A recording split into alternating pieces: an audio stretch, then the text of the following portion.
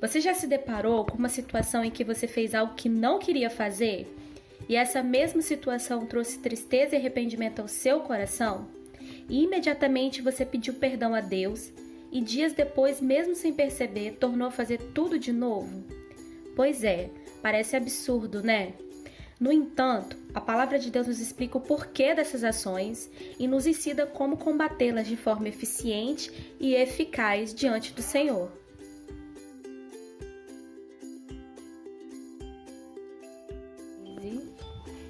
Deus fez o homem conforme a sua imagem e semelhança.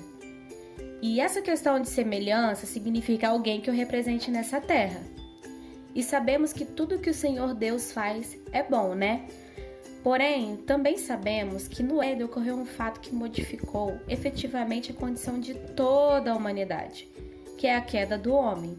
Está lá descrito no capítulo 3 de Gênesis. A partir desse momento, o homem, toda a sua totalidade, foi corrompido pelo pecado. Que isso significa, né? Ou seja, toda essa condição humana e espiritual foi plenamente afetada, de modo que até mesmo toda a criação sofreu as consequências com essa desobediência do homem. A partir daquele momento fatídico, o homem não seria mais dirigido pelo o desejo de Deus, né? O desejo do Senhor, mas sim passa a ser sujeito e governado aos desejos de sua carne, fruto da sua natureza má e corrompida, que se opõe a tudo que está ligado ao Espírito Santo de Deus. Em Romanos 3, versículo 10, 18, diz assim: como está escrito, não há justo nenhum sequer, não há quem entenda, não há quem busque a Deus, todos se desviaram, juntos se tornaram inúteis, não há quem faça o bem, nenhum sequer.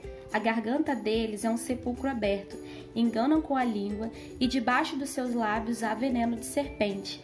A sua boca está cheia de maldição e amargura, os seus pés se apressam para derramar sangue.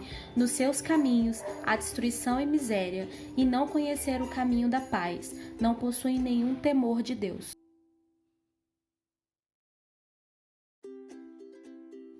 O apóstolo Paulo, ao escrever a carta aos irmãos que estavam em Roma, afirmou com toda certeza que havia uma batalha dentro de si, acerca de suas escolhas mediante a lei do Senhor, pois ele tinha consciência que queria realizar o bem.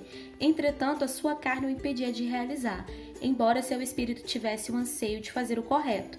Ele vai explicar que isso ocorre por conta da natureza pecaminosa que habita em cada um de nós, nos fazendo os escravos desse pecado até que Cristo nos liberte totalmente. Afinal, ele é o nosso resgatador e o nosso redentor.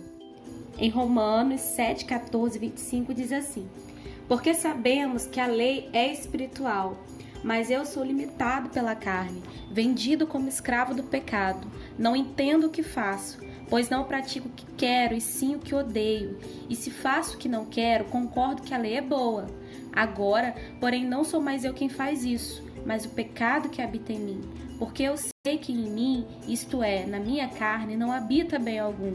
Pois o querer bem está em mim, mas não realizá-lo. Pois não faço o bem que quero, mas o mal que não quero. Portanto, se faço o que não quero, já não sou eu quem faz, mas o pecado que habita em mim.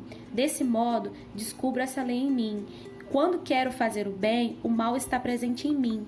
Porque no que diz respeito ao homem interior, tenho prazer na lei de Deus, mas vejo nos membros do meu corpo outra lei guerreando contra a lei da minha mente e me fazendo escravo da lei do pecado, que está nos membros do meu corpo. Desgraçado homem que sou, quem me livrará do corpo dessa morte? Graças a Deus por Jesus Cristo nosso Senhor. Desse modo, com a mente eu sirvo a lei de Deus, mas com a carne a lei do pecado.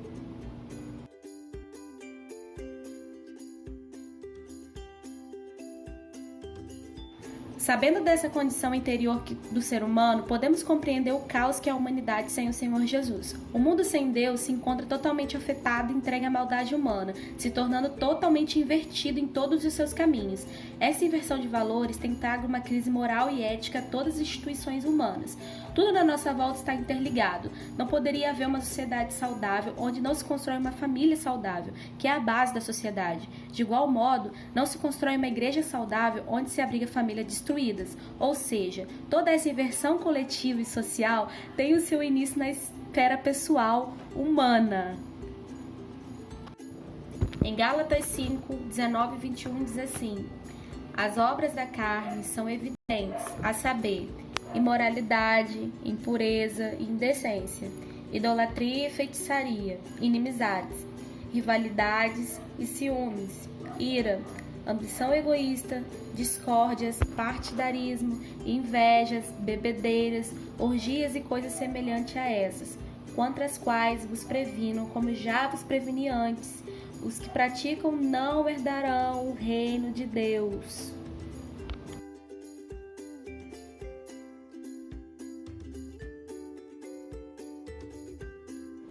Depois de toda essa explicação, você deve estar se perguntando como levar uma vida íntegra diante de Deus, se em sua essência habita o mal. Calma, não se desespere. A Bíblia nos ensina o caminho que devemos seguir para alcançar a salvação de nós mesmos e preservar as nossas famílias. Cristo, através da sua morte na cruz, nos libertou do poder do pecado.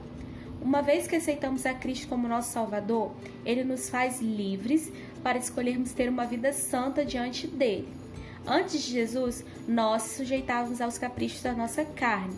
Porém, através da fé do nosso Redentor, podemos ser fortalecidos em nosso espírito e purificados de todo pecado mediante o seu sangue derramado.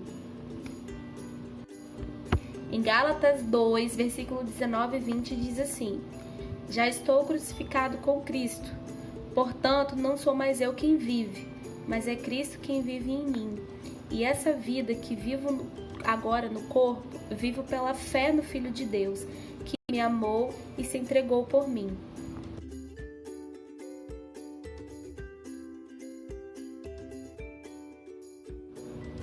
O Senhor Deus é justo e nos oportuniza fazer as escolhas de nossas vidas. Porém, a palavra de Deus nos assegura que temos um intercessor que nos ajuda em todas as nossas questões, físicas, psíquicas e espirituais. O Espírito Santo de Deus é quem nos fortalece mediante as nossas fraquezas e nos orienta em nossas escolhas. Entretanto, isso só é possível se fizermos a escolha correta e sensata de se sujeitar a Ele e se permitir ouvir a sua voz. E para construir um relacionamento saudável com o Espírito Santo, se faz necessária uma rotina de reciprocidade, como a de qualquer outro relacionamento. O fato de ouvir e ser ouvido, ou seja, para qualquer diálogo precisamos de duas ações: o ato de falar e ouvir. Você pode falar com o Espírito Santo através da sua oração e ouvi-lo mediante a leitura e meditação da sua palavra. Com isso, você se tornará sensível, acessível e obediente às suas orientações. Em Apocalipse 3:20 diz assim: eis que estou à porta e bato.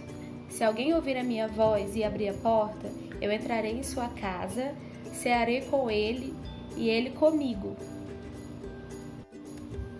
Então, podemos firmar em nosso coração que, apesar da nossa natureza humana ser tendenciosa ao pecado e se colocar de forma violenta contra a vontade de Deus, o Senhor nos preparou um escape através de Cristo e um consolo através da intercessão do Espírito Santo, pelo qual podemos viver uma vida diferente dos moldes desse mundo, seguindo a sua vontade, sem se deixar levar por essa natureza má, perversa que nós temos e se colocando em sujeição à vontade do nosso Deus. Então, galerinha, a atividade dessa semana que eu quero que vocês façam é uma lista com 4 exemplos de irmãos, biológicos da minha família, que cederam às suas vontades da sua carne e com isso trouxe transtorno para suas famílias. Eu vou dar um exemplo dos irmãos José. E aí eu vou querer que vocês façam essa lista, mas não é tipo assim, citar cada um deles não, é falar o que eles fizeram, ok? E o desafio da semana, eu vou pedir para vocês fazerem um resumo dessa aula ministrada. E aí dentro desse resumo eu queria que vocês citassem exemplos, por exemplo, das famílias, por exemplo, sei lá, um irmão que, sei lá, traiu a sua esposa com a esposa do seu irmão. E dar esse exemplo, que se desestrutura as famílias, e colocar o exemplo das famílias bíblicas que sofreram com isso, tá bem? Ok? Também não? Ok, galera? E é isso, não deixem de fazer as atividades, galera, não deixem de participar, tá? Não deixe de curtir lá no Instagram, de curtir aqui no YouTube, de compartilhar, porque fizemos com todo amor e com carinho pra vocês. E não deixem de participar do chat, tá? Às 6 horas da tarde no Skype, nós estamos aguardando vocês, eu e o João. Hoje ele tá quietinho, mas ele tá aqui, tá bom? Beijo, galerinha, e até sábado.